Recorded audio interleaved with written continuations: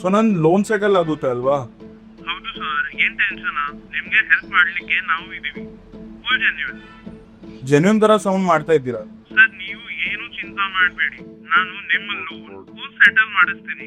ನೀವು ಫ್ರೀ ಆಗಿ life enjoy ಮಾಡಿ. ಸರಿ ಸರಿ, ನಾ ಏನ್ ಮಾಡ್ಬೇಕು? ಸರ್, ಸಿಂಪಲ್ 10,000 ಟ್ರಾನ್ಸ್ಫರ್ ಮಾಡಿ, ಬಾಕಿ ಎಲ್ಲಾ ಸೆಟಲ್ಮೆಂಟ್ ನಾನು ನೋಡ್ತೀನಿ. 10,000? ಸರ್ ನನ್ 50,000 ಪೆಂಡಿಂಗ್ ಇದೆ, ಅದು ಡೈರೆಕ್ಟ್ ನಾ ಪೇಡ್ ಮಾಡಿದ್ರೆ ಬೆಟರ್ ಅಲ್ವಾ? ಏನು ಸರ್, ಸೆಟಲ್ಮೆಂಟ್ ಅಂದ್ರೆ ಸ್ವಲ್ಪ ಕಾಸ್ಟ್ ಬರ್ತದಲ್ಲ, ಮತ್ತೆ ನಾನು ನಿಮ್ಗೆ 40,000 ಸೇವ್ ಮಾಡ್ಲಿಕ್ಕತ್ತೀನಿ. ಸರಿ, ನಾ ಮಾಡ್ತೇನೆ.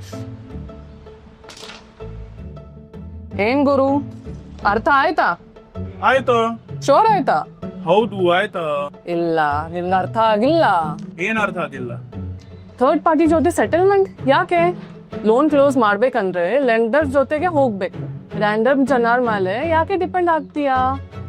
ಆದ್ರೆ ಅವ್ರು ಹೆಲ್ಪ್ ಮಾಡ್ತಾರಾ? ಮಾಡ್ತಾರೆ ಗುರು, ಅಟ್ಲೀಸ್ಟ್ ಅಫಿಷಿಯಲ್ ಪ್ರೋಸೆಸ್ ಇರುತ್ತೆ. ಆ ಥರ್ಡ್ ಪಾರ್ಟಿ ಜನ ತಮಗೆ ಹೆಲ್ಪ್ ಮಾಡ್ತಾರೆ, ನಮ್ಗೆ ಇಲ್ಲ. ಬಿಗ್ ಅಮೌಂಟ್ ಕೇಳ್ತಾರೆ ಮತ್ತೆ ಫ್ರಾಡ್ ಮಾಡ್ತಾರೆ.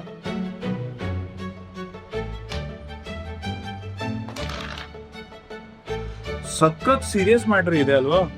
ಲೋನ್ ಸೆಟಲ್ಮೆಂಟ್ ಮಾಡಿದ್ರೆ ಕ್ರೆಡಿಟ್ ಸ್ಕೋರ್ ಇನ್ಸ್ಟೆಂಟ್ ಆಗಿ ಡ್ರಾಪ್ ಆಗುತ್ತೆ.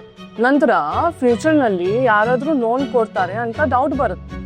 ಅದಕ್ಕೆ ಡೈರೆಕ್ಟ್ ಲೆಂಡರ್ ಕಡೆ ಹೋಗ್ಬೇಕು. ಅವರು ಹೆಲ್ಪ್ ಮಾಡ್ತಾರೆ ಲೋನ್ ಕ್ಲೋಸ್ ಮಾಡಕ್ಕೆ, ಮತ್ತ ಸ್ಕೋರ್ ಕೂಡ ಸೇಫ್ ಇರುತ್ತೆ. ಸರಿ ಟೈಮ್ ನಲ್ಲಿ ನೀನೇ ನಂದು ರಕ್ಷಕ ಆಗ್ಬಿಟ್ಟಿಯಾ. ತಗೋ, ಈಗ ಕ್ಯಾರ ಮಾಡು.